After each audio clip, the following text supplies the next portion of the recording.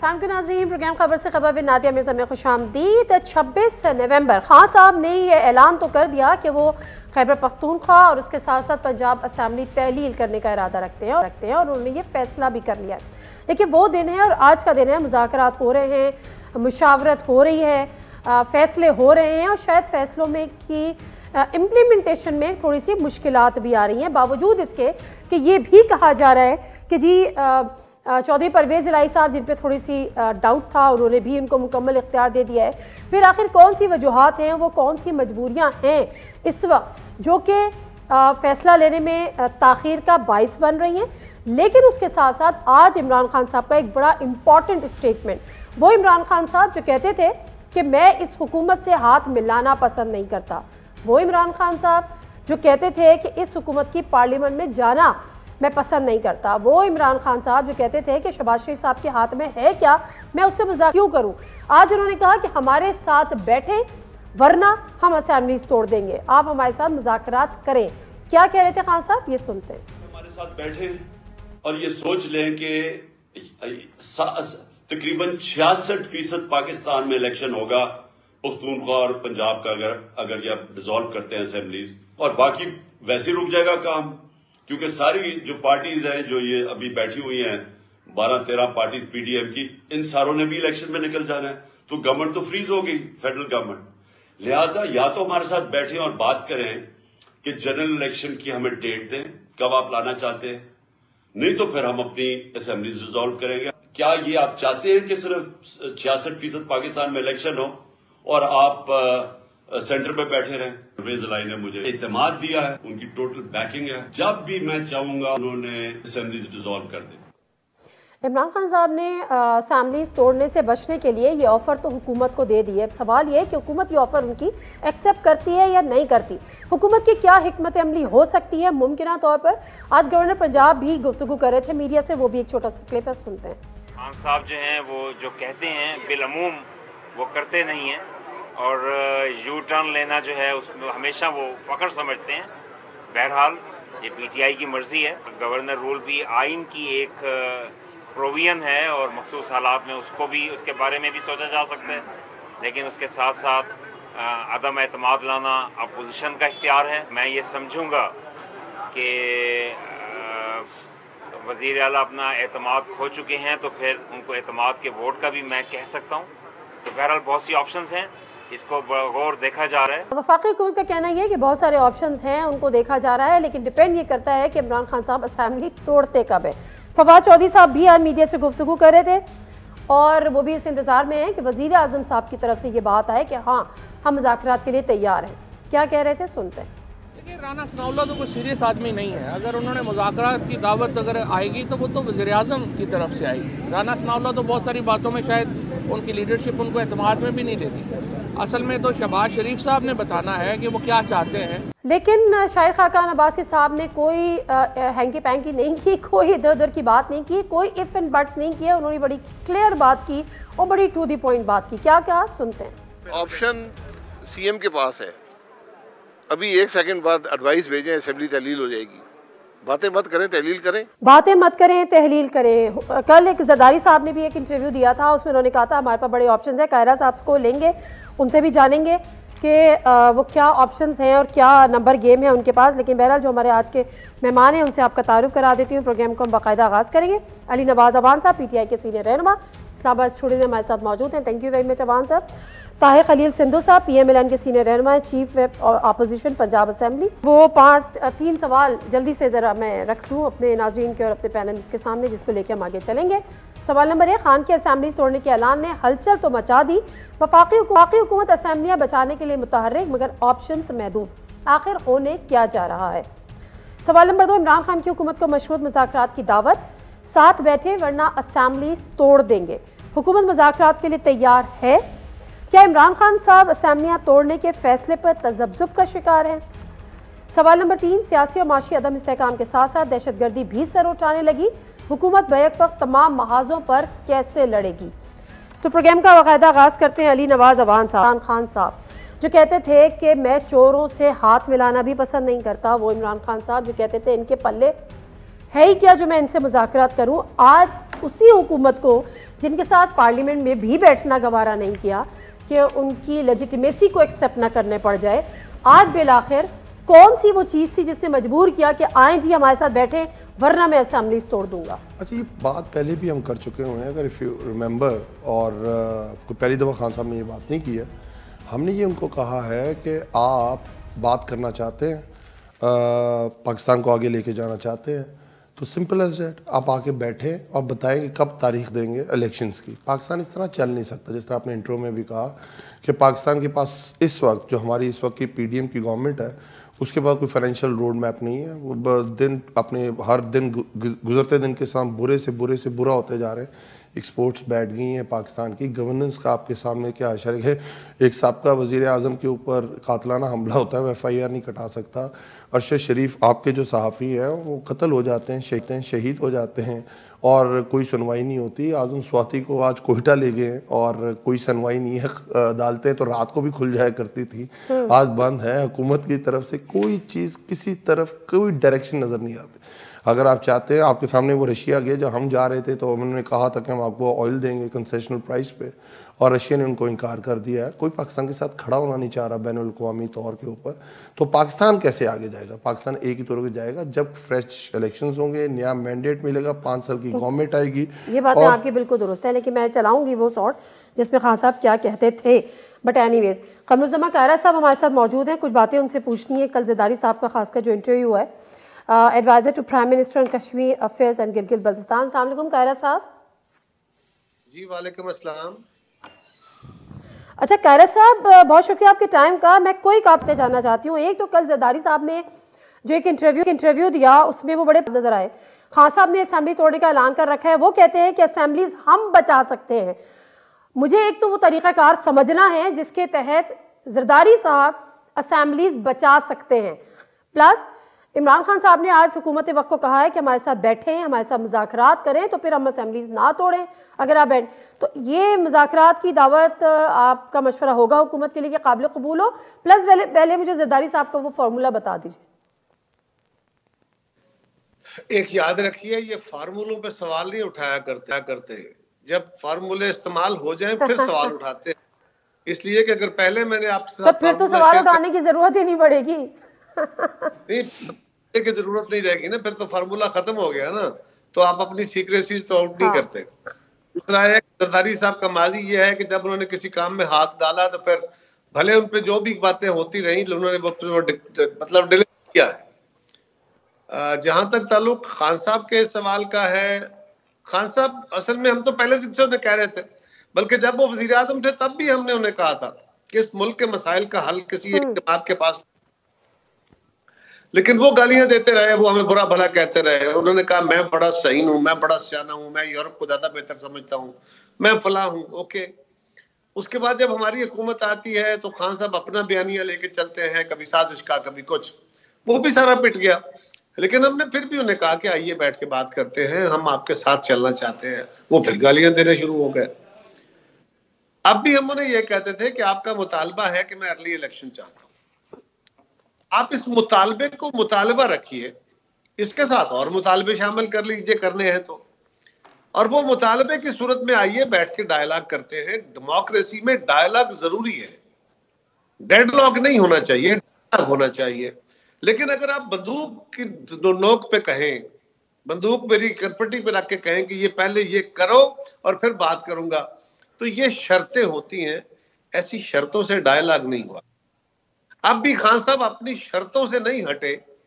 वो डायलॉग अगर करना चाहते हैं, अपना मुतालबा सामने रखें, हम भी रखेंगे, बैठ के ओपनली बात करने को तैयार हैं। 2-3 महीने इलेक्शन पहले हो जाए या बाद में हो जाए, उसमें कोई क़यामत नहीं है और हमें इसमें कोई अमल माने नहीं है। लेकिन अगर कोई कहे कि मैं शर्त कर रख के जिद से, अपनी अना से, और मैं ये साबित करूं कि मैं इतना डिटरमिन्ड हूं। अच्छा कायरा साहब, माजरत के साथ आप उसको शर्त का नाम दे दें, लेकिन वो उनका मुतालबा हो सकता है, ठीक है ना? वो उनका एक मुतालबा है, आप उसको बेशक शर्त कह दें।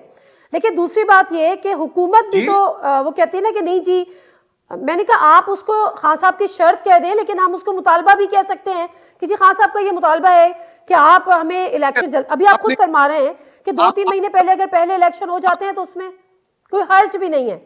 तो क्या आप पीएमएलएन को भी कन्विंस कर लेंगे कि आप खान साहब के मुतालबे को मानते हुए 3 महीना पहले इलेक्शन करा दें? क्या फर्क पड़ता है? आप इस बात को गलत समझ रहे हो। पहले ये फैसला करें शर्त क्या होती है। शर्त ये होती है कि आप पहले मेरी ये शर्त है ये पहले माने के बाद आगे बढ़ते हैं। मुतालबा मेरा ये है कि आप वही बात तो आप शर्त के तौर पे कर कि ये मेरा मुतालबा है, मुतालबे की सूरत में आइए बैठ के बात करते हैं। शरायत के साथ डायलॉग नहीं हुआ करते, मुतालबों के साथ डायलॉग होते हैं और खान साहब शर्त के साथ डायलॉग करना चाहते हैं जो हमें कबूल नहीं है, जो डेमोक्रेटिक नॉर्म नहीं है। आपकी नजर में उसकी अहमियत नहीं होगी, हमारी नजर में है। इसलिए हम समझते हैं कि खान साहब कभी भी मुज़ाकरात के साथ सिंसियर नहीं थे और ना आज है, लेकिन अगर वो चाहते हैं तो हमारी तरफ से इनकार ना कल था ना आज है, सिर्फ यह है कि शर्त नहीं मानेंगे। अच्छा, वैसे तो आपने कहा शुरू में कि जरदारी साहब के पास जो फार्मूला है उसको पहले से सामने नहीं लाया जाता या उसको लीक नहीं करना चाहिए जो भी, लेकिन जरदारी साहब आपने कहा कोई ऐसी काम नहीं, जरदारी साहब ने पंजाब हुकूमत बचाने की पूरी कोशिश की, नहीं बचा सके। जरदारी साहब पीपल्स पार्टी के पास 7 सीट पंजाब में है, 6 सीट खैबर पख्तूनख्वा में, और आप कहते हैं कि नंबर गेम आपके पास पूरे हैं।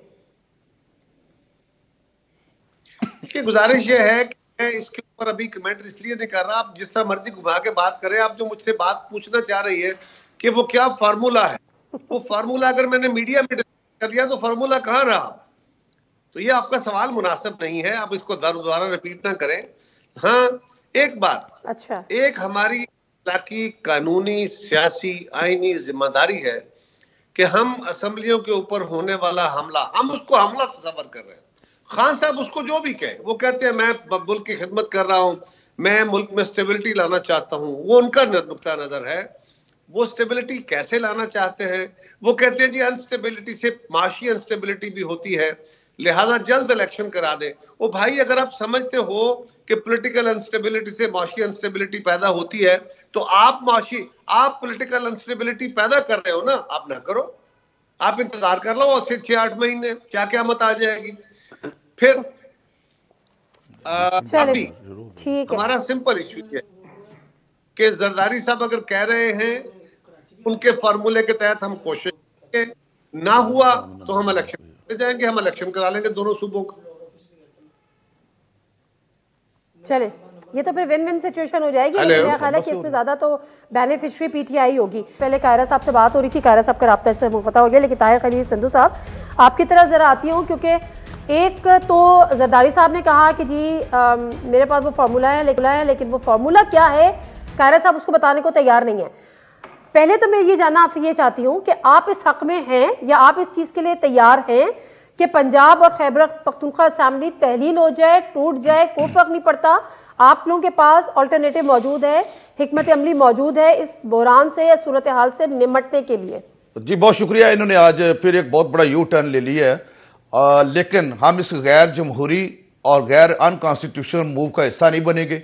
ये तोड़ना चाहते हैं तोड़ें, हम इलेक्शन के लिए तैयार हैं। कल तोड़े, अभी तोड़नी आधे घंटे में, अब तोड़ दें, लेकिन हम इलेक्शन जरूर लड़ेंगे। लेकिन we are not part of this unconstitutional move जी। हम कभी भी इसका, क्योंकि जो जमहूरी रवायात है उसमें एक दूसरे को स्पेस देनी पड़ती है, और आज ये कह रहे हैं अभी भी मसला, इसके पीछे भी कोई मिस्ट्री है, क्योंकि इनसे सीटें मांगी गई, हमसे भी सीटें मांगी जा रही हैं, जिनको इन्होंने वज़ीर-ए-आला बनाया हुआ है कि हमारे साथ सीट टू सीट एडजस्टमेंट करें कुछ सीटों पे, इनसे भी वही कहा जा रहा है। और आज जो जनरल बाजवा का फरमाइशी जो इंटरव्यू चलवाया गया है ना जिस तरह से भी, तो उसके तो बड़े बेनिफिशरी ये है, जिसको ये मीर जाफर और मीर सादक और कभी पता नहीं क्या कुछ करार देते हैं, बेनिफिशरी तो ये साबित हो गए जी।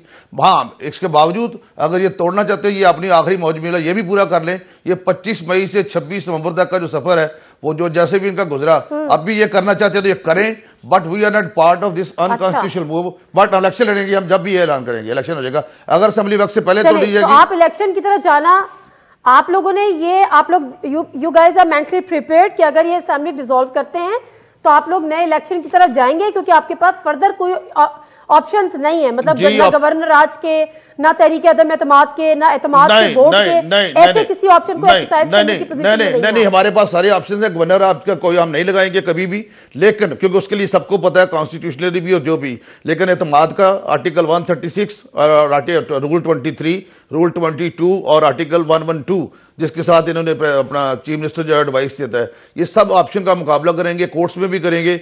लेकिन इसके बावजूद अगर ये चाहते हैं, इसके बावजूद चूंकि ये कल तक तो कहते थे कि इससे बेहतर है मैं मर जाऊं, कि इससे बेहतर है पहले अगर मैं पीडीएम से मुज़ाकरात करूं या नवाज शरीफ साहब से मुज़ाकरात करूं या जरदारी साहब से मुज़ाकरात करूं, हम नहीं चाहते। एक बहुत बड़ी पार्टी है ये तहरीक इंसाफ, इनकी फॉलोइंग है, ये मरे ना, ये बिल्कुल ना मरे, ये असेंबली तोड़ दे, हम असेंबली में सियासी तौर पर इनको मार देंगे और मारेंगे।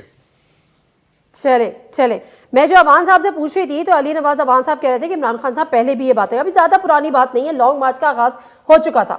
इमरान खान साहब एक दफा फिर कंटेनर पे थे और कंटेनर पे खड़े होकर वो क्या कह रहे थे, सुनते हैं अली नवाज अवान साहब से, इसका जवाब लेंगे। कहता जी मैंने पैगाम भिजवाया और शहबाज शरीफ तुम्हारे पास मैं क्यों पैगाम भिजवाऊंगा?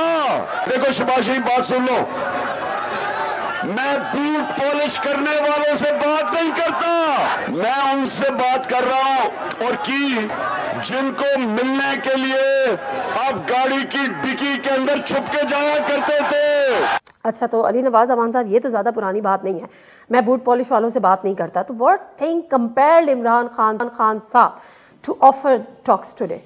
देखिए मैं फिर एक चीज, सबसे बड़ी चीज पाकिस्तान है, ट्राई टू अंडरस्टैंड। अभी तो कायरा साहब नहीं, मैं बता देता हूँ, मैं थोड़ा बता दूँ अगर थोड़ा सा सुकून लेने। उन्होंने कहा शराइत होती हैं, मुतालबा होता है ना, ये शराइत है ना ये मुतालबा है, ये फ्यूचर रोड मैप है पाकिस्तान का। अगर आप फ्यूचर रोड मैप पे नहीं आना चाहते, हमें तो कोई मसला नहीं है, हमारे पास दोनों ऑप्शंस मौजूद हैं, हम असम्बलियाँ तहलील करेंगे। हमारा 73% जितने भी सर्वेज आ रहे हैं, लास्ट 36 इलेक्शन हुए हैं, उसमें से 85% सीटें हम जीते हैं। इलेक्शंस पे तो हमारे पास 2/3 मेजॉरिटी होगी दोनों सूबों में, और जब मेन इलेक्शन होंगे हमें फ़ायदा है। मैं आपको बताऊं, जो दो गवर्नमेंट्स हैं, लोग क्या देखेंगे कि दो गवर्नमेंट्स इधर हैं, फेडरल गवर्नमेंट इन्होंने बनानी है और वोटिंग टर्नआउट बढ़ेगा और हमें इजीली हम जीत जाएंगे। पर हम ये चाहते हैं कि जल्द इलेक्शन ही पाकिस्तान को आगे लेके जा सकते हैं। अगर ये जो भी बोल रहे हैं, क्योंकि हाथ पांव फूले हुए हैं जब से खान साहब ने ऐलान किया, कोई कुछ कहता है कोई कुछ कहता है। और जहाँ तक बात है कायरा साहब की कि पता नहीं कौन सा फार्मूला है उनके पास, मुझे तो याद है कि उनका जो फार्मूला है, मुझे तो हैरान कौन फार्मूले हैं उनके पास, नो डाउट। देखे ना, जो काम सदर ज़िया नहीं कर सके, Zia dictator, all powers, Peoples Party नहीं खत्म कर सकती। जरदारी साहब ने उसे एक रूरल पार्टी बना दिया सिंध की, इतना बड़ा फार्मूला है इनके पास। इनके पास ये कहते हैं कि सेनेट, हम तो असेंबलियों पे हमला समझेंगे अगर तहलील किया तो। आपको याद है ये बलूचिस्तान गवर्नमेंट टॉपल की थी नवाज शरीफ के दौर में, और यूं आके मुक्के लहरा रहे थे कि मैंने की, मेरी एक भी सीट नहीं थी। वो क्या असेंबलियों पे हमला नहीं था? सलमान तासीर ने फार्मूला तो था ना, मेरी बात सुने, अगर आप उसको, मैं यही मैं कह रहा हूँ, इस तरह का फार्मूला, मैं इस तरह के फार्मूले, मैं यही तो कह रहा हूँ फार्मूले हैं। मैं कब कह रहा हूँ नहीं क्यों अपनी जगह? मुझे खान साहब का पुराना मैसेज सुना रही थी, उनकी पुरानी बातें तो करें। सुने तो सही, आप इतने एकदम, आप भी बुखलाएंगे। अच्छा, मैं ये कह रहा हूँ मुझे भी टिकट दे दीजिएगा पार्टी का। हाँ, नून लीग वाले तो ये समझते हैं। अच्छा, दूसरी तरफ ये देखें, जब गवर्नर राज लगा दिया था, जब जजेस अदलिया मुहिम चल रही थी, वो भी बड़ा अच्छा फॉर्मूला था, पूरा अपने आप को वॉश आउट कर दिया उन्होंने पंजाब की सियासत में से। फिर ये कहते हैं हम डरते नहीं है, हम इसके कहने पे नहीं आते। उनके खुद खुरम दस्तगीर, राना सनाउल्लाह, जावेद लतीफ क्या कहते हैं? हमें डंडा दिखाया गया, हमें डराया गया, हमें कहा एक तकरारी हो जाएगी, हमें डरा के उन्होंने। अच्छा, चलिए, ये सब बातें अपनी जगह। अब मुझे एक बात बताएं, अभी सिंधु साहब बता रहे थे कि हमारे साथ भी वो सीट एडजस्टमेंट की बात कर रहे हैं, हमसे भी सीटें मांग रहे हैं, आपसे भी सीटें मांग रहे हैं, जो आपके अपने इत्तेहादी हैं। तो इसलिए अब आप लोग चाह रहे हैं कि मामला जो है वो यहाँ पे मुज़ाकरा से ही हल हो जाए, असेंबलीज ना तोड़नी पड़ जाए। थोड़ा सा इसको थोड़ा सा एलैबोरेट कर लेते हैं। आपके सामने हुकूमत, ये जो मोहन सलाही ने कहा, उसके अगर वो बाजवा साहब के कहने पे तहरीक इंसाफ में उनके शामिल हुए थे, तो फिर तो परवेज इलाही को पहली दफा में हटना ही नहीं चाहिए था। पहली अटैम्प्ट में हटना ही नहीं चाहता। उन पर हमला भी हुआ था पंजाब असेंबली के अंदर, और उसके बाद जो 20 सीटों पे इलेक्शंस हुआ, हम 15 जीत के, लोगों ने जो हमें मैंडेट दिया उसके सर के ऊपर हम असेंबली के अंदर आए। अगर ये उनको समझते हैं, अगर बाजवा साहब के कहने पे वो इधर आए थे, तो मुझे तो ये समझ नहीं आ रही। मुझे एक बात, बड़ी इंपॉर्टेंट बात करने लगा नादिम, तो इसका ये मतलब है कि अगर खान साहब के ऊपर हमले की FIR नहीं कट रही तो ये किसके कहने पे नहीं कट रही? अगर बाजवा साहब के कहने पे ये हमारे साथ शामिल हो गए थे तो मैं तो ये समझूंगा फिर उनके कहने पे वो ये बात मान के हमारे ऊपर FIR नहीं कटा रहे।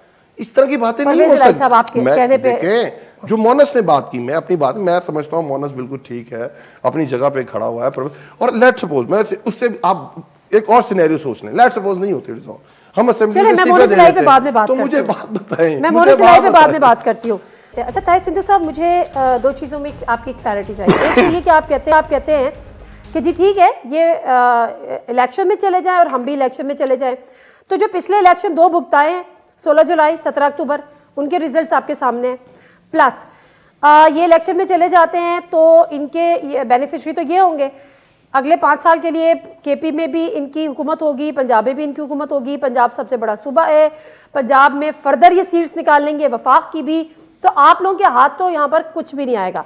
तो आप क्यों नहीं समझते कि इस वक्त इमरान खान साहब की जो ऑफर है लिमिटेड टाइम के लिए ऑफर है उसको आप लोग एक्सेप्ट करें, साथ बैठे मिलकर बात करें? जी नादिया, बड़ी आपने अच्छी बात की है। हम वी आर रेडी। हम PDM से जो अभी आज जब प्राइम मिनिस्टर साहब के साथ मीटिंग हुई है तो ये एजेंडा कल ही PDM के आगे रखेंगे। हम वो नहीं है लोग, हम तो हमेशा कहते हैं स्पेस थे, यही कहते थे कि हमने बात नहीं करनी, मैंने खुदकुशी करनी है, मैंने IMF नहीं जाना, मैंने ये नहीं करना।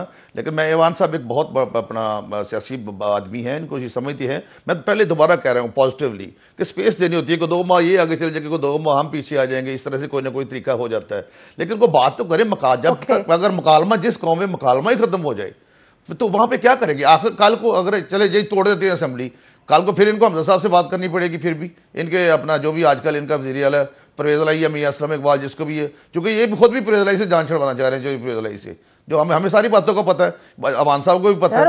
उनके बैसाखियों पे तो इनकी हुकूमत कायम है। सवाल ही पता नहीं होता। आप देखेंगे क्या होता है, वो जो कोई बैसाखियां नहीं, एक मतलब इनके अपने जो है ना कमिटेड, जस्ट लाइक अवान भाई, और दूसरे इनके जो कमिटेड साथी जो इतनी देर से PTI के साथ चल रहे हैं, वो 10 सीटों वालों को वज़ीर आला नहीं मान रहे ज़हनी तौर पर। इनको पता है सारी बात का। कुछ बातें हैं, मेरा प्रॉब्लम ये है, मेरा फैब्रिक फर्क है। मैं राना सनाउल्लाह का शागिर्द हूं, मैं बात सीधी करूंगा, जो भी मेरे दिल में है और सच्ची बात करूंगा। तो इसलिए मैं अवान साहब से कह रहा हूं, मेरे साथ बात हुई है, मेरे अपने साथ। मैं आपको एक छोटी सी मिसाल देता हूं। जिस दिन ये किसकी बात हुई है आपके साथ सर? मैं बताता हूं। जिस दिन बुजदार से, नाम तो नहीं लूंगा, बुजदार साहब का जिस दिन अदमी एतमाद देना था, सुबह 9 बजे चौधरी परवेज़ इलाही साहब ने टेलीफोन किया कि जल्दी करे वरना वो असेंबली तोड़ देगा, जल्दी उसके खिलाफ अदमी लेके आए। अभी इनको ले ले लाइन पे, चौधरी परवेज़ इलाही को या मोहम्मद खान भट्टी को ले ले, उसको बोले मुझे फोन किया नहीं किया इन्होंने कि जल्दी तोड़े जी, वो बुजदार के खिलाफ तहरीक दें। ये आवाज भी करते हैं। परसों के इंटरव्यू में उसने मेहर बुखारी से कहा नहीं कि ये तो चौधरी परवेज़ इलाही साहब ने आपको फोन किया कि आप तहरीक अदम एतमाद लेकर आए वरना बुजदार साहब असेंबली तोड़ देंगे। मैं इसलिए बताता हूं, मैं चीफ विप पंजाब असेंबली का, मेरा ये 4था टेन्योर है, मैं मिनिस्टर रहा हूं 2 दफा 3 दफा। मोहम्मद खान भट्टी जीता जागता है, हमारा अच्छा भाइयों की तरह तल्लक, उससे अभी बात कर ले कि जिस दिन बुजदार साहब के खिलाफ अदम एतमाद तहरीक आनी थी, जिस दिन रात ये जरदारी साहब के 12:30 बजे इन्होंने आप पारा से तारक बशीर चिमा ने दुकान खुलवा के मिठाई लेके और ये जरदारी साहब के घर दे के आए, वहां पे दुआए खैर हुई, उनका शुक्रिया करके आए। सुबह इनको ये कह रहे हैं, आज मोनस इलाही ने बताया कि बाजवा साहब ने कहा जी नहीं आप इमरान खान साहब के साथ चले जाए, वरना ये रात को तो हमारे साथ वज़ीर आला बन के सोए थे। ये सुबह उठे खैर इनकी तरफ चले गए, खान साहब की तरफ और PTI की तरफ। तो जो बंदा अपना खानदान तोड़ सकता है वो असेंबली नहीं तोड़ेगा, सिर्फ खानदान के हद तक उन्होंने तोड़ा अपना। तो ये मैं इसलिए बार बार कह रहा हूँ, आप पूछ लें, मैं अभी लाइन पे ले लें कि 9 बजे मेरे हाथ से लिखी थी वो अपना कि जो no confidence against Buzdar move कराई थी। ये अवान साहब को भी पता है, इस बात का 100% पता होगा। अच्छा और चले ये बात अपनी जगह। अब मुझे एक बात और बता दीजिए सिंधु साहब जी प्लीज। आज जो प्राइम मिनिस्टर ने मीटिंग की है, आप उस इजलास में शरीक थे, वहां पर इस पे बात हुई है कि इमरान खान साहब ने जो ऑफर की, मुज़ाकरात की, तो इस पे हमें पॉजिटिव रिस्पॉन्ड करना चाहिए? अपना उस वक्त तक बात नहीं, अभी खान साहब ने बात नहीं की थी ये वाली, क्योंकि उनकी मीटिंग लेट हुई है। हमारी मीटिंग सुबह 11-11:30 बजे प्राइम मिनिस्टर साहब आ गए थे, हम 7-8 लोग थे, उसमें ये बात हुई थी। तो बस उसमें ये बात भी हुई थी कि confidence, no confidence, article 136, 112 constitution, क्योंकि मैं एडवोकेट भी हूँ सुप्रीम कोर्ट का। तो ये सारी बातें हमने तय की थी, जिसमें अपना वज़ीर दाखिला थे राना सनाउल्लाह साहब, सादर रफीक थे, और कुछ अपना आज़म नज़ीर तारड़, अताउल्लाह तारड़, बाकी सारे कुछ लोग मौजूद थे। तो उसमें प्राइम मिनिस्टर उस वक्त ये बात हुई नहीं थी जी, तो ये बात उसके बाद आई है। अब जो अभी शाम को भी एक इंटरव्यू में ऑनरेबल राणा साहब ने भी कहा है कि वो कल ये बात PDM के सामने रखेंगे।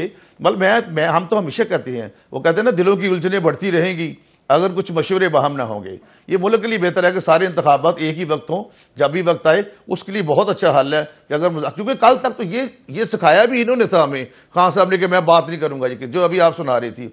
अभी ये भाई फरमा रहे थे अवान साहब कि वो इस तरह से खरीदा जी, वो बलोचिस्तान में हमारे जब सेनेटर खड़े हुए तो 64 थे, जब इलेक्शन हुए तो इन्होंने जो कुछ किया वो हमारे 14 सेनेटर किधर गए थे, वो भी जरा बता दे, वो भी चला दे। तो ये मतलब ये नहीं है ऐसी कोई बात, लेकिन कल जरूर बात होगी इस पर, डेफिनेट बात करेंगे। ये मतलब हम समझते हैं कि मुल्क के लिए, कौम के लिए, सबके लिए ये बेहतर होता है कि मुज़ाकरात जो है वो होने चाहिए, और सियासी जमातों में मुज़ाकरात होते हैं, कोई दुश्मनियां थोड़ी होती हैं कोई किसी की, तो ये मुकालमे का अमल जारी रहना चाहिए जी। ठीक है, अब जो दो चीज़ें हैं जिससे सिद्धू साहब भी कह रहे हैं कि आप लोग जो हैं वो ठीक है असेंबली तोड़ दीजिए और इलेक्शन में चले जाएं, हम भी इलेक्शन जीत लेंगे, हम भी इलेक्शन लड़ लेंगे। तो अगेन ये जो पाकिस्तान वाला जो आप बताने की मुझे कोशिश कर रहे हैं ना कि जी पाकिस्तान के हक में बेहतर है, ये नहीं है, वो नहीं, ये पहले सोचने का काम था। जब इमरान खान साहब ने ऐलान कर दिया कि जी हम असेंबली तोड़ रहे हैं और बस मुशावरत करेंगे, 1 हफ्ते का मैक्सिमम टाइम है, 4-6 दिन बाद उनको ख्याल आया कि जी अब पाकिस्तान की भी बात है, तो किसी को ये बात समझ में नहीं आ रही कि खान साहब ने यू टर्न क्यों लिया। हमारी मेमोरी बहुत शॉर्ट है ना। इफ़ यू रिमेंबर जब वोट ऑफ नो कॉन्फिडेंस वाले इश्यूज भी चल रहे थे, उस वक्त भी एस्टेब्लिशमेंट को पैगाम पहुंचाया था खान साहब ने, आप लोगों ने इस पर प्रोग्राम्स किए थे, और उसमें भी ये कहा था कि हमें फ्रेश इलेक्शंस की तरफ चले जाना चाहिए, कि उस वक्त भी बात की थी और आप लोगों ने उसके ऊपर प्रोग्राम्स किए थे।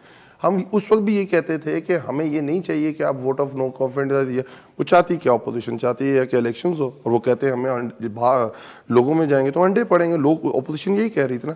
हमने कहा ओके फाइन, हम असेंबली तोड़ते हैं, हमने तोड़ी, आए फ्रेश इलेक्शंस के अंदर चले जाते हैं। उस वक्त तो हमारी कोई मकबूलियत नहीं थी, इनके पर इन्होंने नहीं माना। अब दोबारा खान साहब वही बात कर रहे हैं, हम पाकिस्तान को आगे लेके जाना चाहते हैं। हमारे लिए तो बहुत आसान है पॉलिटिकली, सारी इस वक्त जो बयानियां है वो इमरान खान जो बनाता है वो बनता है।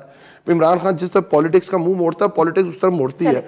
अब मेरी बात जरा समझिएगा, जहां तक परवेज अलाई की बात है, मेरे भाई को शायद उनको काफी ऑफर्स होती रही होंगी, पता नहीं, मुझे आज तक नहीं हुई, पता नहीं क्यों इनको देख के ऑफर्स होती है लोगों को। अगर परवेज अलाई को हमने ऑफर की थी तो सिचुएशन अगर आपको याद हो कि एक तरफ ये था कि नून लीग ने, पीडीएम ने, जरदारी साहब ने जाके पहले परवेज अलाई को कहा था कि आप हमारे वजीर आला, आखिरी वक्त तक कहते रहे थे। फिर चौधरी शुजा से खत भी लिखवाया था, इफ यू रिमेंबर। हमने अपना पॉलिटिकल किया था, हमें उस वक्त एस्टेब्लिशमेंट ये कह रही थी कि आप अलीम खान को बनाएं, जो कहते हैं हम ए पॉलिटिकल हो गए थे और पिछले साल अक्टूबर मार्च से वो हमें कहते थे आप बुज़दार को हटाएं और अलीम खान को हटाएं। जी माशाल्लाह, वो तो हमेशा से बहुत अच्छी बातें करते हैं, क्योंकि आजकल नून लीग भी उनकी बातें मानती है तो इसलिए उनको कोड भी करती है। उनकी बात मानते हुए आपकी हुकूमत, हम तो इसीलिए कह रहे हैं, मेरा सिनेरियो अगर समझ जाएंगे तो आसान हो जाएगा आपके लिए। तो उस वक्त हमने कहा कि हमने भी अपनी पॉलिटिकल किया, हमने कहा कि परवेज अलाई साहब को हमने ऑफर कर दी। अब ये कहते हैं कि अगर मोन्नस अलाई ने हमारी बाजवा साहब की बात मानी और हमारे साथ आ गए, और चौधरी शुजात ने भी बाजवा साहब की बात मानी, और ऊपर फेडरल गवर्नमेंट के अंदर 2 सीटों का फर्क है और फेडरल गवर्नमेंट की 2 सीटों के ऊपर खड़ी हुई है, तो अब जिसकी बात माने, हमने अपना पॉलिटिकल फैसला किया। हम अलीम खान को नहीं लगाना चाहते थे, सिंपल एज दैट। बाजवा साहब उन्हें लगवाना चाहते थे, जो भी उनकी अपनी कोई रिश्तेदारियां होंगी, जो भी अपने मसले मसाइल होंगे, या कोई भी बिजनेस अपने वो उनके कोई भी होंगे, आई डोंट नो। बट आगे चलते हुए अगर आप फ्यूचर देखना चाहती हैं पाकिस्तान का, अगर आप केओस देखना चाहती हैं, 64% पे पाकिस्तान तहरीक इंसाफ की गवर्नमेंट है पाकिस्तान के अंदर। हम चाहें हम आज कल असेंबली और केओस होगा, पाकिस्तान की इकोनॉमी इसको बेयर नहीं कर सके, but if they want to, क्योंकि डिटाई का कोई हल नहीं है। ये कह रहे हैं कि हम तो मुज़ाकरात को पहले भी वेलकम करते थे, आप नहीं करते थे। क्यों नहीं किए? आपको याद करा देता हूं, आपको यही तो हमारी शॉर्ट मेमोरी है। आपको याद है फेटफ की लेजिस्लेशन हुई थी, फेटफ कितना जरूरी था पाकिस्तान को ब्लैक लिस्ट में डालने के लिए, उन्होंने अल्टीमेटम दिया हुआ था, और मुतालबा क्या आया था कि नैब के अंदर अमेंडमेंट करो, वरना हम फेटफ के ऊपर नहीं करेंगे। बैठ के दोनों तरफों ने बात की थी। तो ये एक शॉर्ट में सिद्धू साहब एक चीज तो बड़ी क्लियर है, अगर आप मोनिस अलाई साहब वाले जो स्टेटमेंट है उसको आप मनोअन तस्लीम कर रहे हैं कि बाजा साहब ने कहा, तो एक बात तो क्लियर हो गई कि कोई ए पॉलिटिकल नहीं था। वो जो ये कहते थे कि हम सियासत से दूर हैं, वो सियासत से दूर नहीं थे, वो उस सभी सियासी जमातों को फोन कर रहे थे, वो सभी सियासी जमातों को अहकाम दे रहे थे, और वो सभी सियासी जमातों को मशवरे दे रहे थे। तो फिर सियासत से दूर नादिया जो मेरा भाई फरमा रहे हैं और जो आप कह रही हैं, अगर तो मोनिस अलाई सच बोल रहा है, मुझे नहीं पता वो सच बोल रहा है या झूठ बोल रहा है, लेकिन अगर वो सच बोल रहा है तो फिर तो ये आपकी बात बिल्कुल दुरुस्त है कि उस वक्त तक ये पॉलिटिकल नहीं थे। डिनाइल भी तो नहीं आया ना? नहीं, हाँ डिनाइल नहीं आया। दूसरी नंबर पे चूंकि असल में मुझे जो लग रहा है कि ये जो इनकी गालिम गलोच ब्रिगेड शुरू हुई है ना बाजवा साहब के खिलाफ, जिसपे चीफ मिनिस्टर ने नोटिस दिया है मुसर्रफ जमशेद चीमा को, उस वजह से ये वट एवर जो भी ये प्रोग्राम जैसे भी हो गया है। लेकिन अब जो है ना, मैं अपने भाई को कहता हूँ अवान साहब को कि ना आपको पिंडी से डेट मिलनी है, ना आपको इस्लामाबाद से डेट मिलनी है, डेट मिलनी है मुज़ाकरात से। आज़म तारड़ का इस्तीफा वापस ले लिया आपने? जी नहीं, मैं बात तो सुन ले आपको दोनों पूछ रहा था। हाँ जी, आपको दोनों जगह से डेट अवान साहब नहीं मिल रही। मेरे भाई ले लिया है, एक्सेप्ट ही नहीं किया था वो एक्सेप्ट ही नहीं हुआ था। नहीं, वो आपको अगर इस बात इस तरफ हम जाएंगे तो फिर और बहुत सारी किसी को नहीं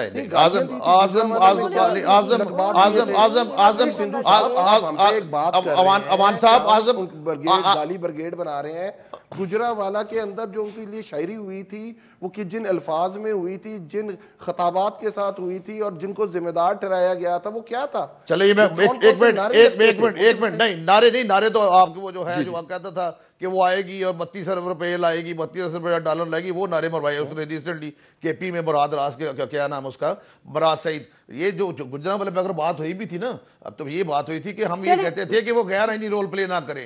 आप मुज़ाकरात के लिए तैयार हैं? ये कल नादिया कल पता चल जाएगा। लेकिन मैं अब भी समझता हूँ इसके बावजूद, ऑप्शंस के होने के बावजूद, अगर इनका शौक है, मैं आपको एक चैलेंज करके जा रहा हूँ भाई को, मेरा भाई है गुस्सा का चौरी परवेज लाइक, ये जितना मर्जी कह ले वो असेंबली नहीं तोड़ेगा। Thank you very much Ali Nawaz Sindhu sahab, आपका भी शुक्रिया। कारा साहब के प्रोग्राम में ज्वाइन करने का शुक्रिया। नादिर मिर्जा को इजाजत दीजिए, अल्लाह हाफिज़।